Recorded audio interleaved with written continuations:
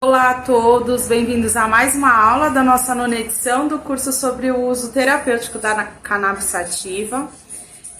Hoje a gente vai receber mais uma vez os advogados da Rede Reforma para a gente dar continuidade a esse módulo que é o legislativo. Espero que vocês gostem da aula, como sei que vocês gostaram da aula passada, e a gente se vê na próxima quinta-feira. Olá, boa noite. Meu nome é Leonardo Lima, eu sou advogado, integrante da Rede Jurídica pela Reforma de Drogas, sou de Minas Gerais.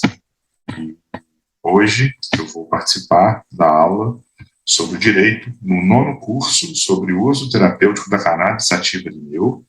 Vou falar especificamente sobre associativismo canábico.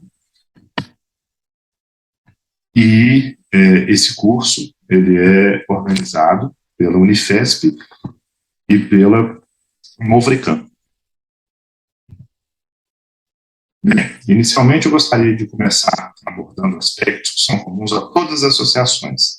Associações civis estão previstas no artigo 44, inciso 1º, e no artigo 53 do Código Civil. Ela representa a união de pessoas em torno de um objetivo, de uma finalidade comum. Ela necessariamente deve ser sem fins lucrativos e ela possui um CNPJ, ou seja, ela pode celebrar contratos e ter relações com outras entidades, com empresas, com pessoas, e ela deve ter o seu estatuto e suas atas registradas em cartório de registro civil de pessoas jurídicas.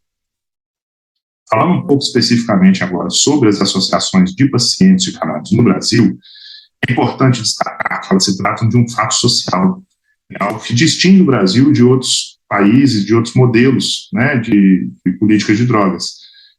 O Brasil ele se caracteriza pela existência de diversas associações, a gente não tem exatamente o número correto, o número mais apurado, mas existem várias associações de atividade no Brasil, e elas funcionam como verdadeiras redes de solidariedade, né? Elas pressupõem cooperação mútua e horizontalidade, que significa decisões que são tomadas em grupo, né? Assim, elas não têm dono, elas não têm características de empresa, de indústria, muito pelo contrário, né? Essa horizontalidade é justamente para mostrar que não tem decisões de cima para baixo em associação, o ideal é que não haja, né?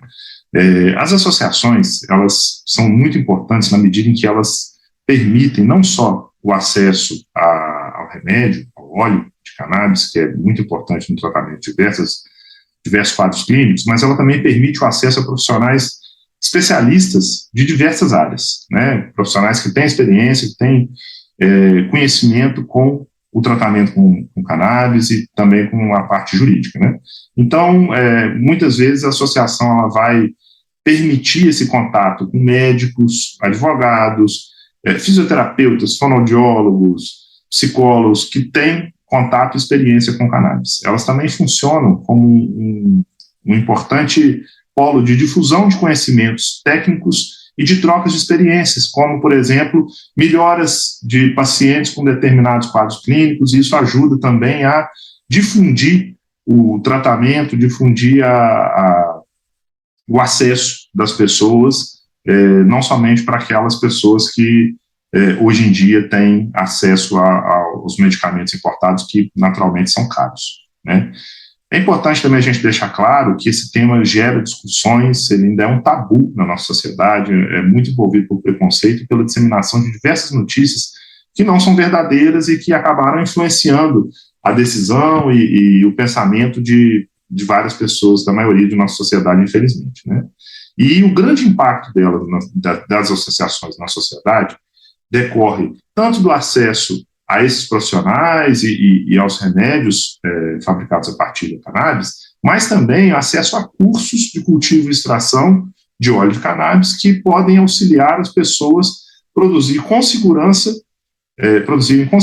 o óleo que será usado no tratamento do quadro clínico da pessoa ou de quem a pessoa está cuidando, né, como no caso de mães e pais.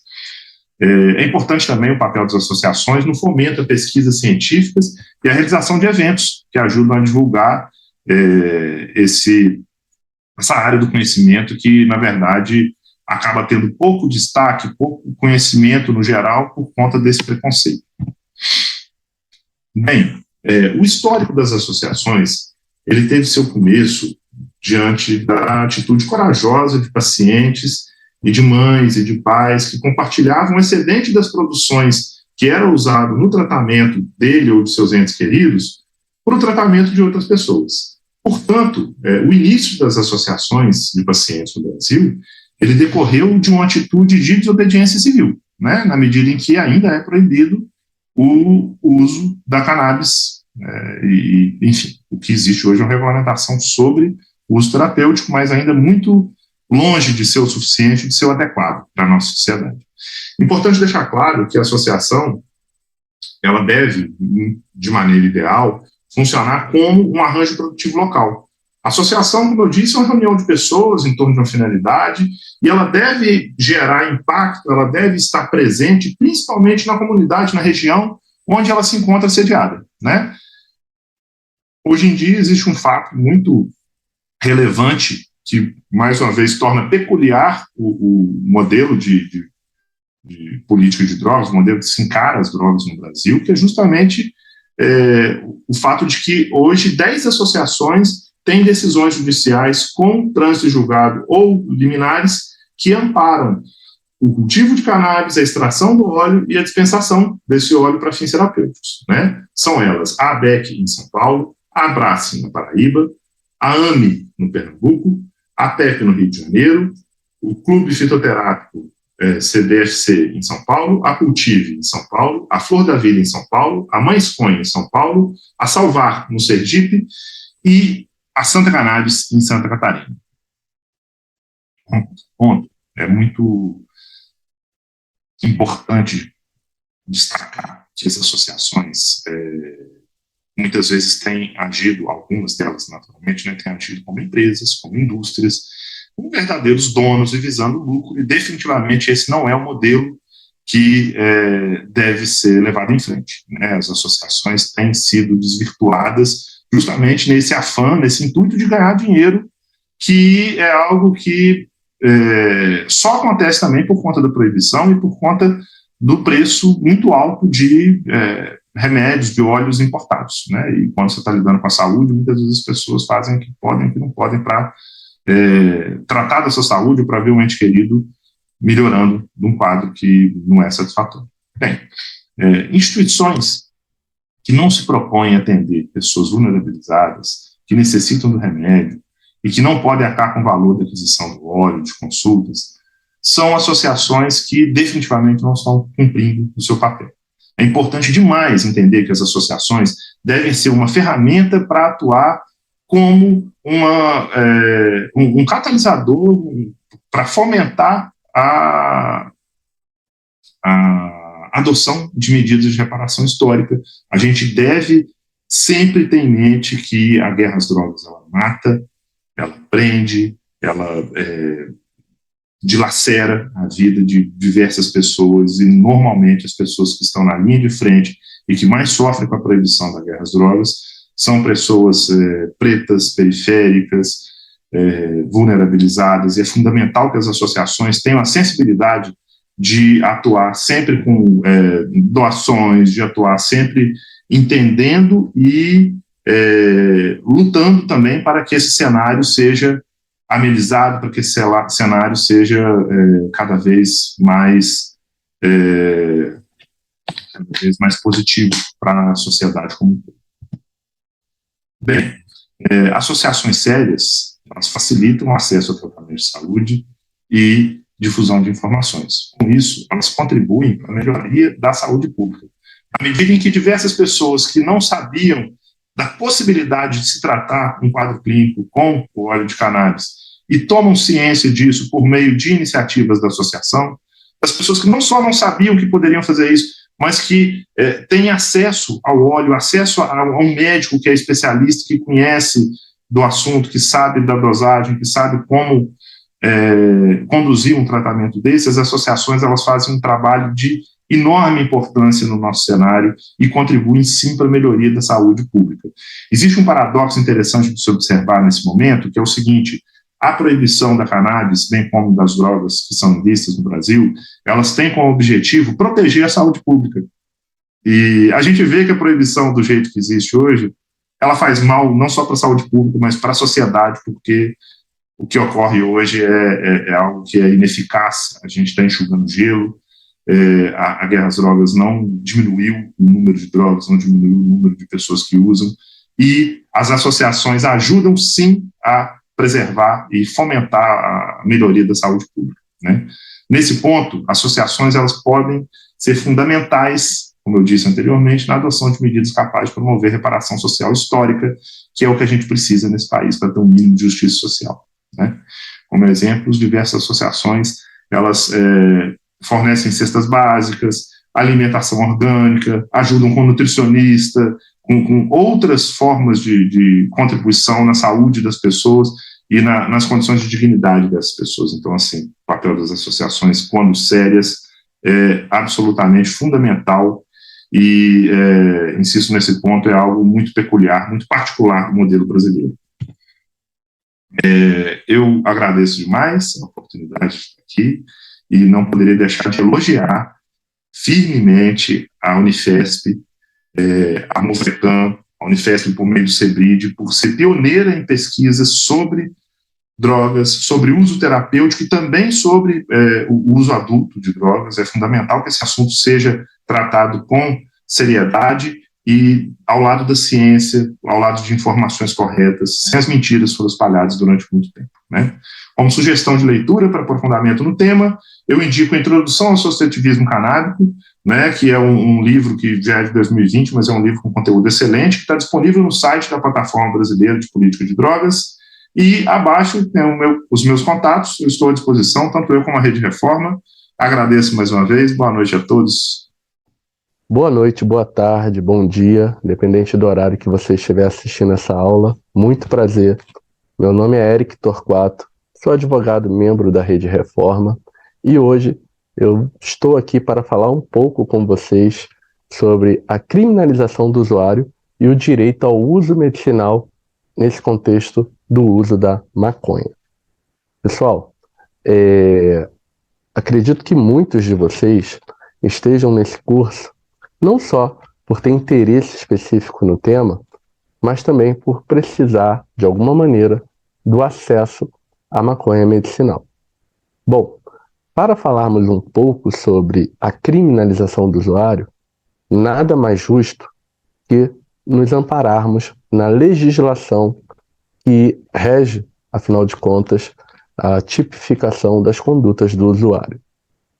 Bom, para começar a falar um pouco sobre criminalização, eu vou entrar um pouquinho na questão dogmática, doutrinária do direito penal. Afinal de contas, nós estamos falando de uma aplicação de uma norma criminal sobre condutas humanas e elas estão previstas em lei. Essas normas, essas condutas estão previstas em lei e é o que a gente chama de tipificação do tipo penal. Eu vou falar um pouco de forma técnica, mas tentando traduzir para a nossa linguagem do dia a dia. Então não se assuste se eventualmente sair um palavrão aqui, que eu vou tentar explicar de uma forma mais compreensível, tá? O artigo 28 da chamada Lei de Drogas é o artigo que tipifica a conduta do usuário. Para falar do artigo 28, nós precisamos lembrar que nem sempre os usuários, apesar de estarem familiarizados com a ideia de criminalização das suas condutas, pararam para ler, pararam para analisar o que diz o artigo 28. E aqui é importante ter esse conhecimento, porque, afinal de contas, isso afeta nosso dia a dia. No artigo 28 da Lei 11.343 de 2006, ele elenca vários verbos que se traduzem, no fim das contas, em condutas que os usuários praticam no dia a dia e que configuram o crime, o ilícito. Lendo o artigo, a gente consegue identificar esses verbos. Eu não vou ler aqui, porque afinal de contas tem um material de apoio e sugiro que vocês acessem ele. Se eventualmente tiver alguma dificuldade, basta digitar no Google, o artigo 28 vai aparecer, tá bom? Mas o que eu quero chamar a atenção para esse artigo é que ele não traz uma quantidade definida. Portanto, fica muito a critério de questões subjetivas a criminalização do usuário. E esse é o problema. Porque todo mundo sabe que dependendo do local, dependendo da situação em que a pessoa se encontra, ou até mesmo da cor da pele, do bairro onde mora, ou do status social que ela representa na sociedade, ela é vista como traficante ou como usuário. Invariavelmente, a criminalização foca em reprimir sempre aquela parcela da população mais vulnerável, sobretudo população negra, pobre, moradora de áreas periféricas. Portanto, se a gente parar para analisar o artigo 28, a gente vê aqui essa janela de criminalização. E onde está essa janela? Está no parágrafo 2º do artigo 28. O parágrafo 2º diz: para determinar se a droga destinava-se a consumo pessoal, o juiz atenderá à natureza e à quantidade da substância apreendida, ao local e às condições em que se desenvolveu a ação, as circunstâncias sociais e pessoais, bem como a conduta e os antecedentes do agente. Veja só você como é capciosa, como é maliciosa esse parágrafo. Afinal de contas, o juiz atende à natureza e à quantidade da substância. Não diz se é muito, se é pouco, se é 10, se é para uso próprio, se é... Ele atende à natureza e à quantidade da substância e fica subjetivo. E vai além, ao local e às condições em que se desenvolveu a ação. Ao local e às condições em que se desenvolveu a ação. Aí vem o local, periferia, perto de favela, né? Dentro de um ônibus, de um coletivo, enfim, ali essas circunstâncias, ou dentro de um carro importado, dentro de um bairro nobre, né? Numa praia, onde só pessoas com alto poder aquisitivo frequentam, ou numa praia em que pessoas de baixo poder aquisitivo frequentam. Então, o juiz, ele leva em consideração o local e as circunstâncias que se desenvolveu a ação. Mas aqui não diz especificamente como ele deve considerar isso. E aí fica à margem do preconceito, da criminalização do pobre, do negro, do periférico, que fala muito mais alto nessas situações. Bem como a conduta e os antecedentes do agente. Veja você que absurdo. Quer dizer que se uma pessoa tem um antecedente ruim, ele logicamente estaria traficando por estar na posse de uma substância proibida? Claro que não. O antecedente é o antecedente. O que se deve julgar é o fato, o que ocorreu ali, não o que eu fiz há 5 anos atrás, há 10 anos atrás. Isso não leva a uma conclusão lógica, mas está aqui como um dos argumentos para serem utilizados para justificar a criminalização de uma pessoa como traficante. Eu quero que você, que está aí me assistindo, que eventualmente pense também em buscar autonomia pelo cultivo caseiro através do habeas corpus para o acesso medicinal, atente-se para o parágrafo 1º do artigo 28, que é nele que criminaliza-se a conduta do cultivador para consumo próprio. A conduta do cultivador para consumo próprio está tipificada no parágrafo 1º e diz que as mesmas penas daquele que porta, que adquire, que traz consigo, você vai ler o artigo, você vai entender o que eu estou falando, é importante que você leia, incorre nas mesmas penas aquele que cultiva, semeia e faz colheita de planta destinada à preparação de pequena quantidade de substância ou produto capaz de causar dependência física ou psíquica. Veja você, o que é pequena quantidade? para uma pessoa que precisa cultivar para consumir, para garantir um tratamento e que precisa garantir o cultivo, a colheita, até a próxima colheita. O juiz não sabe quanto tempo você demora para cultivar, quanto tempo demora para colher, para fazer a extração, para fazer o remédio e quanto tempo vai colher novamente. Então, essa coisa de falar aquele que cultiva pequena quantidade, essa pequena é subjetivo também. E aí ele vai utilizar novamente o parágrafo 2º para definir se você é criminoso no tráfico ou no cultivo para consumo próprio. E quando que entra o direito à saúde, Eric? Vamos chegar lá, porque afinal de contas, o que traz a justificativa, e isso é muito trabalhado na tese do habeas corpus, que o Ítalo vai falar depois, ele vai falar muito do habeas corpus, do aspecto prático do habeas corpus, mas aqui você está entendendo o coração do habeas corpus, a alma do habeas corpus. Por isso que é importante que você compreenda bem esses conceitos, tá? Nós vamos ver que o uso medicinal, o direito ao uso medicinal, é uma garantia constitucional. Ele está tanto no artigo 6º da Constituição, que garante os direitos sociais, tá?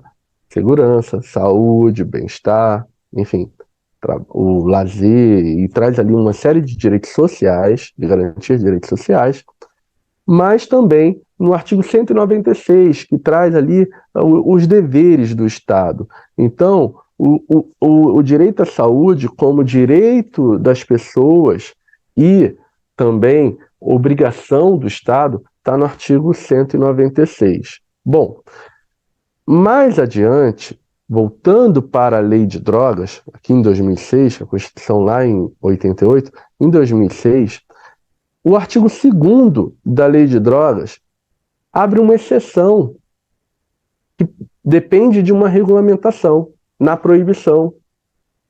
Essa exceção está onde? Essa exceção está no uso ritualístico das plantas psicotrópicas, tá?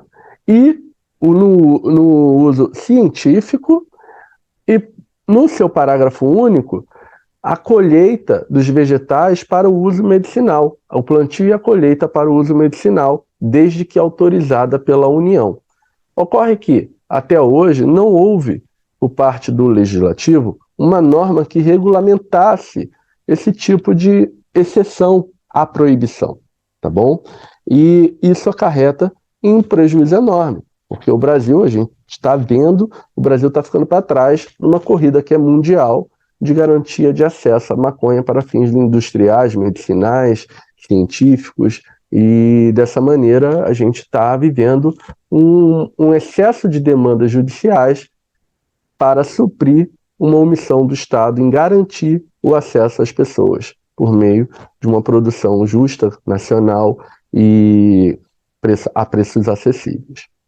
Bom, eu trouxe aqui também um trecho de um recurso sentido estrito, no qual até eu trabalhei, aqui no Tribunal Regional Federal da Terceira Região, onde o desembargador ele traz um importante argumento para mostrar que o direito à saúde justifica a violação da proibição, da norma que prevê como crime a conduta daquele que cultiva. Então, o desembargador diz o seguinte: não se pode restringir o acesso à saúde, direito diante da omissão do poder público em regulamentar o adequado acesso ao uso medicinal da cannabis, pois, conforme preceitua o artigo 196 da Constituição, a saúde é direito de todos e dever do Estado. Em acréscimo, não há qualquer elemento que indique que o emprego da cannabis será para fins recreativos ou para quaisquer outras atividades indevidas. Ao contrário, o paciente almeja uma melhora no seu quadro de saúde com aumento da qualidade de vida. Recurso sentido estrito, desembargador Paulo Fontes, da 5ª turma. Aqui, ele diz o seguinte: é direito de todos a saúde e é dever do Estado garantir. Nesse caso, o paciente tinha pedido um habeas corpus, o juiz de primeira instância tinha negado, nós entramos com recurso sentido estrito, e o desembargador deu provimento ao nosso recurso, reconhecendo que a omissão do Estado em regulamentar o cultivo, conforme previsto no artigo 2º da Lei de Drogas, no parágrafo único, essa omissão estava acarretando um prejuízo e estava deixando o cidadão sem o acesso a seu remédio. E ainda mais, a proibição prevista no artigo 28 e também prevista também no artigo 33 colocava aquele cidadão em risco. Bom, pessoal, nós temos pouco tempo, eu vou tentar ser bem sucinto. O traficante está no artigo 33, e aqui nos importa, tá, não só a ideia de que todos os verbos que estão previstos no artigo 28 também estão inseridos no 33, o que muda é a finalidade, uma é para uso próprio, outra é para distribuição a terceiros, mas também no inciso 2º do parágrafo 1º está aqui, semear, cultivar, fazer colheita, sem autorização em desacordo de determinação legal ou regulamentar, de plantas que se constituam matéria-prima para a preparação de drogas. Lembrando que o artigo 33 é aquele que tipifica a qualidade a conduta do traficante. Mas veja, as mesmas condutas de semear, cultivar e fazer colheita também estão aqui. E os delegados, invariavelmente, na maioria das vezes, tipificam o cultivador dentro desse artigo, dentro dessa categoria de ilícito. Tá? Bom, uma noção sobre a atipicidade penal. Para falar de atipicidade, que ao fim e ao cabo quer dizer não constitui crime, uma conduta ela é típica, e aí vamos falar um pouquinho da teoria do delito, de forma bem resumida. O crime, para que você considere uma conduta criminosa, ela precisa estar prevista em lei e é necessário que haja uma pena determinada para aquela conduta. Bom, então, quando uma conduta, matar alguém é o exemplo clássico, quando uma conduta, matar alguém, é prevista em lei como crime, porque ali é prevista uma pena, que se não me engano é de 8 a 16 anos, mais ou menos isso, bom, essa conduta ela é considerada típica, ela é considerada criminosa, são sinônimos. Uma conduta típica é uma conduta criminosa. Bom, mas para fechar a ideia de conduta típica, ela precisa ser também antijurídica, e é uma outra definição de um conceito, tá? Para interpretar se aquela conduta ela é criminosa. Não basta que ela esteja prevista no tipo penal, no artigo, que é tipo penal, matar alguém. Por exemplo, matar alguém está prevista no artigo 121 como crime. Porém, no artigo 23 do Código Penal, existem as excludentes de ilicitude. São situações em que, mesmo que você cometa uma conduta prevista no artigo criminal, no tipo penal, dentro daquela circunstância, ela deixa de ser crime. Por exemplo, legítima defesa. Matar alguém, artigo 21. Em legítima defesa, artigo 23. Tudo do Código Penal. Então, se você mata alguém em legítima defesa, você não cometeu crime, porque apesar da conduta ser típica, está prevista no artigo, você estava dentro de uma hipótese de excludente de ilicitude, que é a situação de legítima defesa. Pô, Eric, mas eu não vou matar ninguém, eu sei disso, ninguém quer matar ninguém, mas é um exemplo clássico para você entender que uma conduta, apesar de prevista como crime, em determinadas situações, ela não pode ser punida, não pode ser considerada como ilícita, porque há ali uma situação que permite você cometer aquela conduta, praticar aquela conduta. A isso nós chamamos de antijuridicidade. É um palavrão, eu sei, mas que o próprio nome diz. Antijurídico, contrário à lei. Então, matar alguém é uma conduta antijurídica. Porém, há uma situação de excludente de antijuridicidade, que é a legítima defesa. E é importante você entender isso, porque é justamente o principal argumento que se utiliza no habeas corpus. Quando você diz que uma pessoa está plantando maconha, ela está praticando o ilícito previsto no artigo 28, parágrafo 1º, porque, afinal de contas, é cultivo para consumo próprio. Mas, às vezes, esse cultivo é muito grande, porque, apesar de ser consumo próprio, é um cultivo que qualquer um que não conhece olha e fala, nossa, é muita coisa. Então, ali poderia caracterizar um artigo 33, o tráfico. E é o que geralmente acontece e dá trabalho para a gente explicar que aquele cultivo, apesar de ser visualmente vultuoso, não caracteriza uma grande quantidade, porque aquilo é o suficiente para aquela pessoa em determinado tempo. Bom, mas para não ter todo esse trabalho, o que a pessoa faz? Ela pede o habeas corpus e alega o quê? Que apesar de típica a conduta dela, apesar de prevista numa lei penal, que é a Lei Especial de Drogas, ela não é antijurídica. Por quê? Porque aquela conduta está sendo praticada numa situação de excludente de ilicitude, que é o estado de necessidade, a necessidade de proteger a própria saúde. A pessoa está plantando o próprio remédio, e está lá no artigo 23, o estado de necessidade como uma das situações, uma das circunstâncias prevista como situação excludente de ilicitude. Por isso eu coloquei aqui, a tipicidade pode ser formal, você formalmente pratica o crime, você está dentro do ilícito, mas materialmente você não cometeu o ilícito, porque você não ofendeu o bem jurídico, você estava numa situação de excludente de ilicitude, você estava numa situação de princípio da insignificância. Tudo isso são questões que são técnicas, mas se aplicam ao cultivador medicinal, e é isso que os tribunais têm reconhecido no âmbito dos habeas corpus. Vamos passar, porque o tempo é curto, mas o conteúdo é denso. Pessoal, o fundamento do reconhecimento da atipicidade da conduta do cultivador medicinal é justamente isso, a atipicidade material, conduta que visa proteger a própria saúde, ou seja, ou da outra pessoa. Ou seja, você não está ofendendo o que os doutrinadores chamam de bem jurídico protegido pela norma penal. Quando há uma norma penal, você está protegendo alguma coisa na sociedade. A lei de drogas diz que protege a saúde pública. Bom, se você cultiva para a manutenção da própria saúde ou de alguém que está sob a sua guarda, você não está ofendendo o bem jurídico que a norma pretende proteger, que é a saúde pública. Pelo contrário, você está promovendo saúde. Então, há uma atipicidade material, que é o objeto de proteção. Você não está ofendendo, tá? É como, por exemplo, o crime de dano.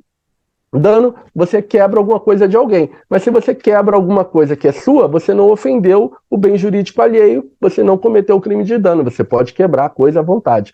É exatamente isso. Você não ofende um bem jurídico protegido, tá bom? E aqui eu falo do estado de necessidade, que é o excludente de antijuridicidade, que eu já expliquei para você. Vamos seguir. Pessoal, essa é a apresentação de um breve histórico do que é a criminalização na prática do usuário. Falei um pouco de seletividade penal, que são aqueles que são mais vulneráveis, são mais perseguidos, porque o artigo 28 ele coloca aberto em situações pouco definidas e que fica a critério do julgador, que no fim das contas dá valor à palavra do policial, e o policial é que no fim das contas define quem vai ser considerado criminoso, como traficante ou como usuário, porque o artigo 28 lá no parágrafo 2º não estabelece critérios mais fechados, e são muito abertos. Para você que está buscando o habeas corpus, preste atenção agora na aula do Ítalo, que ele vai pegar todos esses fundamentos teóricos e vai mostrar como que se aplica na prática processual, no direito processual penal. Pessoal, muito obrigado por estarem aqui conosco, seja você de onde estiver. Essa é a minha primeira participação como professor, já tive outras oportunidades como mediador, é sempre um prazer. Agradeço a oportunidade e a atenção de vocês. Se quiserem conversar comigo, tem minhas redes sociais, quem me acompanha, fiquem à vontade. @Eric Torquato Advogado, por lá a gente troca mais ideia. Forte abraço a todos e muito sucesso na caminhada de vocês. Tamo junto. Salve, meu povo, tudo bem? Eu sou Ítalo Coelho, sou advogado, tem aí minha descrição para vocês saberem. Faço parte da Rede Reforma, estou aqui para complementar o módulo que o meu camarada Eric Torquato iniciou, né, sobre a temática de habeas corpus facultativo. Eu vou ficar responsável para apresentar para vocês, sem juridiquês, sem explanação, porque eu sei que não é um público de advogados apenas, embora eu saiba que tem, então os colegas vão perdoando a questão de não esmiuçar a técnica, certo? Primeiramente, sobre as questões processuais do habeas corpus facultativo. A primeira coisa que se faz inclusive na própria peça, na petição, é o endereçamento né, para onde vai esse habeas corpus, né? Então, quem é o juiz ou o juízo que tem a competência para julgar esse habeas corpus? Então, é, na Constituição Federal, né, e tem lá no artigo 109, inciso 7, que os juízes federais, né, julgam habeas corpus em matéria criminal quando o constrangimento vier de autoridades cujos atos não estejam diretamente sujeitos a outra jurisdição. O que é que isso significa? Vamos lá, traduzindo. No habeas corpus, né, nós entramos como autoridade coatora, ou seja, aquela que pode atentar contra a, a liberdade de vir, o direito de vir do paciente, né, podem ser as polícias, né, os agentes de segurança pública, a Polícia Federal, né, a Polícia Delegada, a Polícia Civil e o comandante da Polícia Militar. Então, a depender de qual autoridade vai constar no polo, então, assim, pelo princípio da especialidade, no caso, quando há Polícia Federal, né, é quando existe um crime transnacional, certo? Então, isso se traduz aqui, houve já um conflito entre esses entendimentos, o STJ julgou esse conflito de competência, né, tem aí o número de conflito de competência, a terceira seção, que entendeu que quando não tem no habeas corpus facultativo, tá? E essa jurisprudência já é um pouco antiga, acho que tem 2 a 3 anos, tá? Não é novidade. Quando tem a ausência do pedido de salvo-conduto, importação da planta ou de qualquer outra conduta transnacional, importação de sementes, por exemplo, tá? E eu não vou entrar aqui no mérito específico das sementes, porque não dá tempo, não cabe, mas considerando que a pessoa pode ser criminalizada por importar sementes, é importante ter no polo, na verdade é fundamental ter no polo passivo a Polícia Federal, certo? Então, a competência da Justiça Federal em primeira instância, tá? Agora, isso também existe uma especificidade no caso da Justiça Estadual, tá? Isso aí também varia, gente, de acordo com cada estado, da estratégia processual que está sendo adotada por cada advogados que estão em categorias habeas corpus, né? Tem advogados que preferem entrar sempre na Justiça Federal, por conta da jurisprudência, outros na Justiça Estadual. Quando é Justiça Estadual, existe uma especificidade, tá? Que eu vou, inclusive, introduzir no slide para poder mandar para vocês, que eu esqueci. Por exemplo, a Constituição Estadual prevê que, por exemplo, aqui no Ceará, quando tem o comandante da Polícia Militar no polo passivo, aí a competência é estadual, mas logo em segunda instância, não em primeiro, tá? Não no juiz de primeiro grau, já no tribunal. Então, existem estados com a Constituição prevendo isso, Ceará, Paraíba, por exemplo. Então, é importante observar isso, tá? Vamos lá. Aqui no habeas corpus, né, na petição mesmo, que é isso que eu estou tentando apresentar para vocês, a gente vai tratar os tópicos mais ou menos do que é interessante e importante abordar.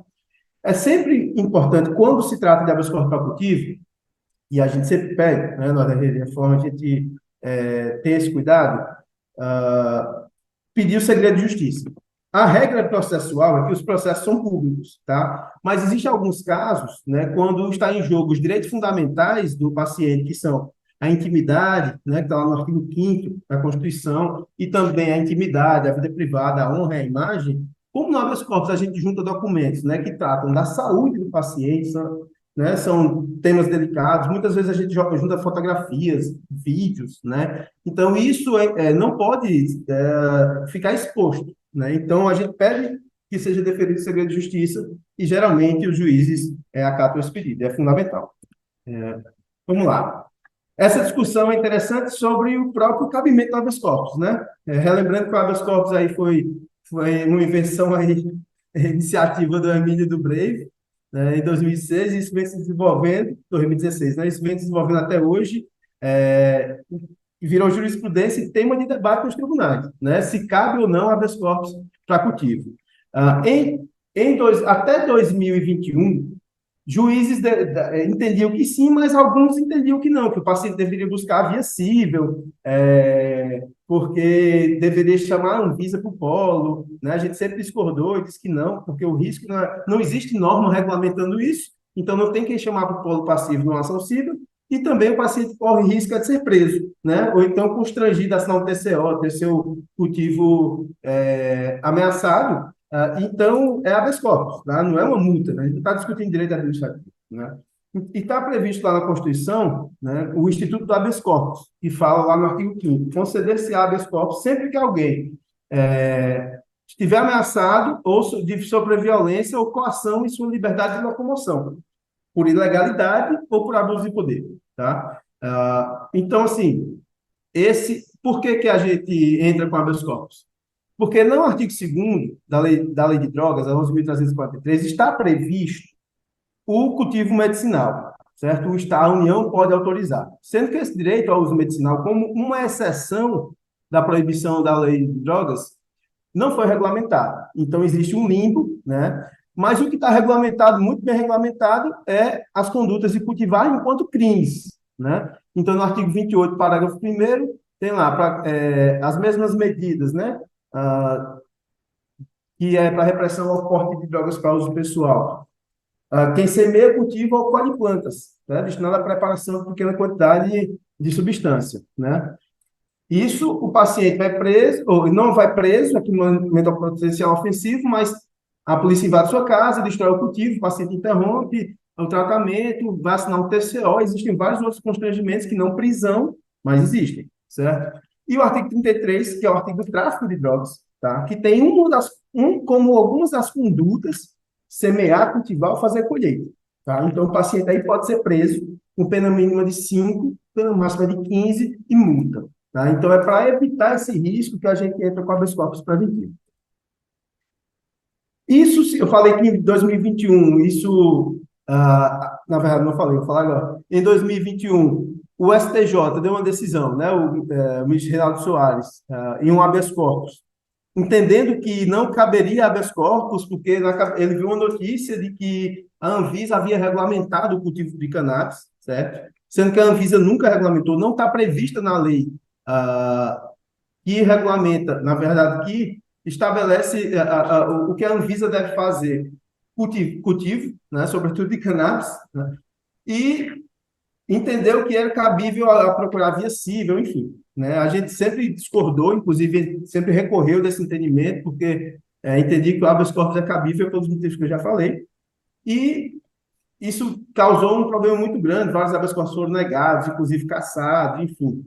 Sendo que em 2022 conseguimos, eu digo assim, com muita honra, né, enquanto Rede Reforma e articulação com defensorias públicas e outros advogados, reverter esse entendimento do STJ, tanto a primeira a sexta turma, de 14 de junho, que eu lembro muito bem desse dia, de 2022, e depois a própria quinta turma e o próprio ministro Reinaldo Soares entenderam que é cabível habeas corpus, né? Então, unificou a jurisprudência, né? Nesses julgamentos, eles até entenderam por alguns critérios, né, que não está em lei, não está em nada, só do entendimento dos ministros, isso pode ser discutido, mas que o paciente tem que ter receita médica do tratamento, autorização da Anvisa, quando for o caso, né, se o produto for importado, e laudo agronômico. Isso a gente discorda, mas não cabe a gente discutir aqui, tá? Mas é importante a gente ter uma peça estruturada para que a gente já antecipe essas discussões, para que o paciente, por exemplo, não tenha que ter um ônus, né, de contratar agrônomo para fazer laudo, né, porque se isso acontecer, por exemplo, o habeas corpus fica mais inacessível ainda, né, o paciente vai ter que arcar além de consulta, todos os custos, remédio, tratamento, enfim, mais isso. Então, assim, não é cabível estabelecer esse critério, a gente vai questionar isso. Pronto, sobre o cabimento é isso. A jurisprudência está pacificada. Só explicar um pouco, né? No STJ, existem duas turmas que julgam casos criminais, né? A quinta e a sexta. Quando há um tema que as duas divergem, e esse mês um dos ministros novos da quinta turma divergiu desse entendimento, essa discussão vai subir para a sessão, para a terceira sessão, né? Que julga e unifica a jurisprudência, consolida de fato a jurisprudência. Então, foi afetada essa discussão, a gente está no aguardo e também na articulação para que isso se consolide, né? Que a gente não regrida, mas ainda esse entendimento ainda está valendo, tá? A jurisprudência está pacificada, já estão saindo habeas corpus mesmo depois disso, né? Vamos aguardar. Então, o que é importante também na petição é a parte dos fatos, né? Contar a história do paciente, um relato detalhado, um quadro clínico, juntar documentações, né, que ele já tem, mais antigas, que não seja necessariamente só do tratamento com cannabis, tudo que ele já fez lá, os exames, enfim, comprovando os tratamentos já tentados, os efeitos colaterais, né? Autorização da Anvisa para importação. Se é importante citar isso, né? Se o paciente tem um remédio prescrito que seja importado, porque ele pode ter a prescrição de um produto que está nas farmácias, e obviamente não vai precisar dessa autorização, tá? E aí é importante a gente mencionar isso, porque o juiz acha interessante essa informação, importante esse documento, né? É importante a gente também tratar dos custos desse tratamento, da inviabilidade por conta dos custos. Muita gente acha que esse é um argumento central, eu acho que não é, porque é um dos argumentos, mas eu sempre gosto de dizer, não é porque a pessoa tem um salário alto que ela vai poder desprender, né, R$ 2.500 num remédio que só dura um mês e não se sabe, né? Então, a gente tem que discutir a viabilidade do cultivo, e também o baixo custo necessariamente em relação à importação, mas também como a qualidade e a eficácia desse cultivo que o paciente já faz, né? Então, não, se o paciente e o médico estão de acordo com essa terapêutica, não há por que isso não ser respeitado, né?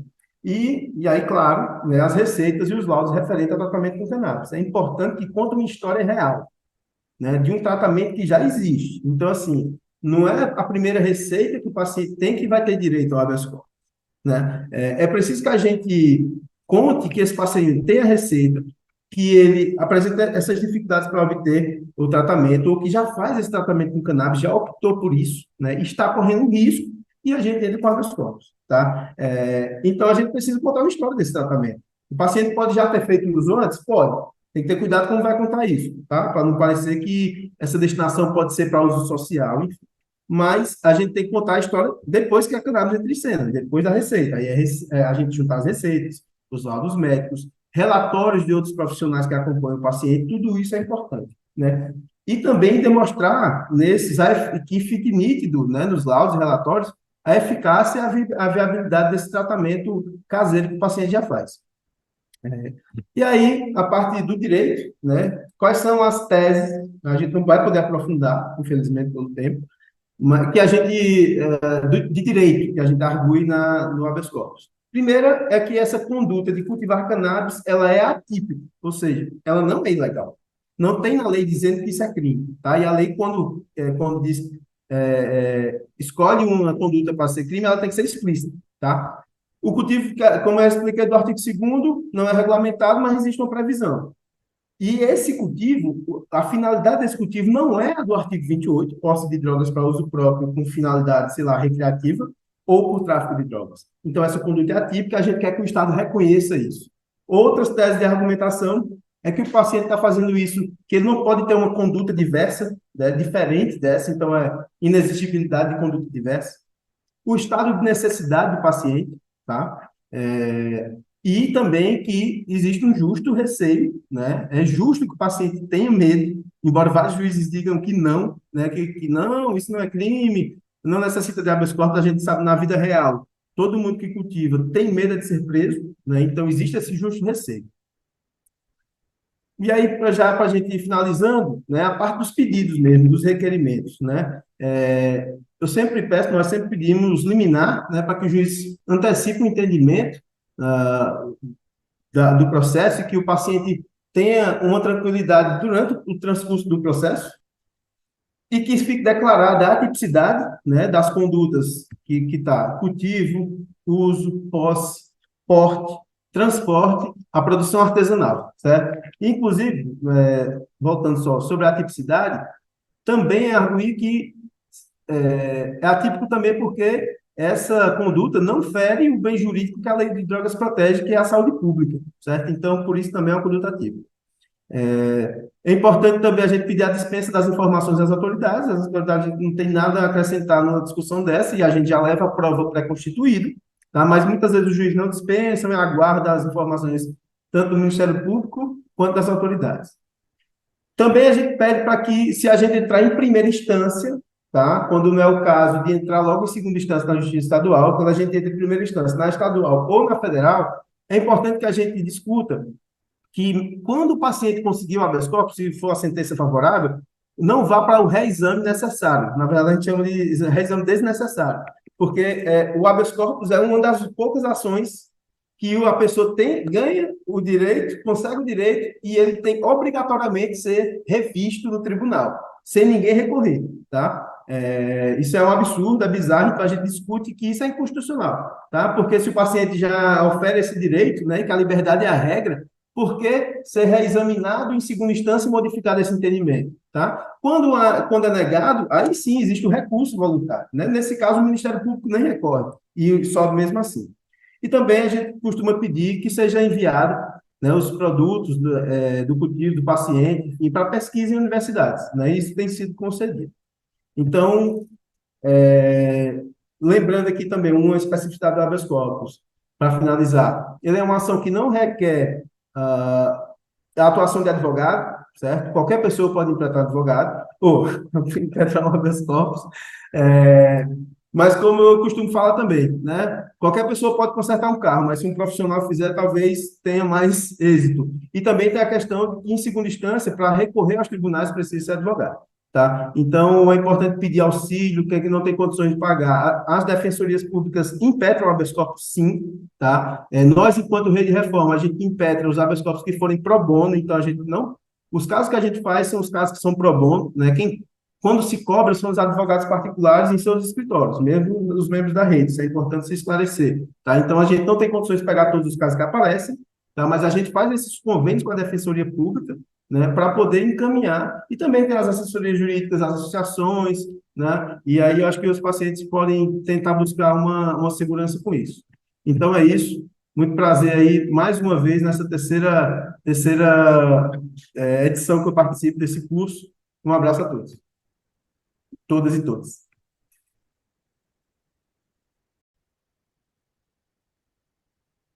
Olá, me chamo José Tiago Campos, sou doutor em Sociologia, advogado, antiproibicionista e membro da Rede Reforma. Gostaria de agradecer à Unifesp, ao Mufricam, pela oportunidade de participar dessa 9ª edição do curso do uso terapêutico da cannabis sativa. Como já podemos observar pelas aulas anteriores, é um tema de extrema complexidade que reúne diversas áreas do saber, da botânica, fisiologia, medicina, e tudo isso, pela atual legislação, precisa ser muito bem observado pela ciência do direito, né? Existe um ambiente de reivindicação de um direito, a proibição de determinadas práticas, por outro lado, que foi adotado. Então, o meu convite inicial é a gente pensar justamente essa fronteira do tema aqui que eu peguei para abordar, que é a política e legislação vigente. Eu busquei trazer uma análise mais atualizadora, pelo menos, porque existe um movimento de proliferação de leis estaduais que mostra um exercício político local em diversos estados e municípios do Brasil. A minha pergunta inicial seria: o que é a política, o que é o direito, e a política, eu gosto de dizer, a política pode ser qualquer coisa, qualquer tema que você pegue, inclusive você pode pegar uma planta, dizer que ela faz mal e proibir, e anos, décadas depois, aparece um monte de dados científicos falando: olha, essa planta que foi proibida para salvaguardar a saúde pública, seja lá o que isso venha a dizer, né, querer dizer o bom funcionamento das instituições, a definição que eu encontrei e considero mais apropriada, ela não tem sido promovida pela lei de drogas, né? A gente encontra um sistema carcerário superlotado, populações reféns de uma guerra entre facções e Estado, e então tem um ambiente de ilegalidade difuso, um mercado de drogas que precisou se aliar ao mercado de armas, né, se associar para tomar conta daquele comércio extremamente lucrativo, né, e sem controle do Estado. E o direito. O direito é a conclusão de um debate político, né, ali originalmente. Quando você tem um debate político de qual solução vamos dar ao problema que está presente, surge uma lei que vai ser os limites ali de interpretação do judiciário, né? A grosso modo falando. Então, a gente precisa pensar nessa incidência, porque, por exemplo, o direito, quando parte de uma análise de um caso individual, como os colegas demonstraram, e fala, olha, não encontramos a tipicidade dessa conduta do plantio porque é legítimo. Está aqui o laudo médico, está aqui a prescrição médica, está as condições fáticas que impedem que o paciente tenha acesso ao seu tratamento por outro meio, senão o cultivo doméstico de uma planta que ele fez uma pesquisa, que é a que melhor interage com o seu organismo e que promove a sua saúde em vez de prejudicá-la, né? Então, nesse ambiente de o que pode e o que não pode, precisamos recorrer à Constituição Federal de 88, chamada, apelidada de Constituição Cidadã. Então, nós devemos, em nome desse apelido, exigir que ela funcione em defesa da cidadania, né, do direito à saúde, que seja. Mas existem algumas fronteiras legais, né, como eu vinha salientando. O artigo 22 diz ser competência privativa da União legislar sobre o direito penal. Então, não pode o Estado dizer que não é crime o que a União define como crime. Mas e o que pode o Estado legislar, né? Os Estados-membros ou municípios como entes federativos e o próprio Distrito Federal, como já produziu uma lei no sentido de incluir a dispensação de canabinoides pelo SUS. Porque os estados, a Constituição autoriza que eles tenham uma competência para legislar sobre a proteção e defesa da saúde, uma competência concorrente entre Estado, União, município, Distrito Federal. Então, existe uma margem para os estados legislarem sobre o direito à saúde. E como é que eles fazem isso? Eles pegam autorizações judiciais que falam, olha, tal cultivo é autorizado. Com base nesse cultivo autorizado, pode ser de um paciente individual, pode ser de uma associação de pacientes que já tenha sido recorrida, e a gente vai poder, por meio de uma lei do Estado, fazer pesquisa com óleo produzido por essas associações, já que a lei de drogas, vamos ver aqui o que é que a lei de droga proíbe. A lei de droga proíbe o uso indevido, mas e o que é que ela não proíbe, né? O que seria mais interessante nesse momento de reflexão? A gente está atento ao parágrafo único do artigo 2º da Lei de Drogas, quando ela fala, pode a União autorizar o plantio, a cultura e a colheita dos vegetais referido no caput desse artigo, exclusivamente para fins medicinais ou científicos. Então, o que é que essas leis municipais fazem? Elas pegam uma construção jurídica ressalvada, esse pontinho aqui que eu queria ressalvar, destacar. Ressalvada a hipótese de autorização legal ou regulamentar. Quer dizer, já que o Estado não regulamentou o parágrafo único, não impôs a nenhum órgão a obrigação de gerar essa autorização, de fiscalizar. A Anvisa já se manifestou diversas vezes afirmando que não é competência sua por ausência de previsão legal. Então, a gente tem que se pegar nessa autorização legal, uma autorização judicial, que ao permitir que determinada associação produza o óleo, vem a lei estadual e fala, olha, a gente vai poder pesquisar esse óleo. Então, a gente encontrou um meio de produzir conhecimento nacional, respaldado nessa fragilidade, assim, porque são casos individuais que vão servir de base para uma lei, e a lei tem caráter de ser genérica, né?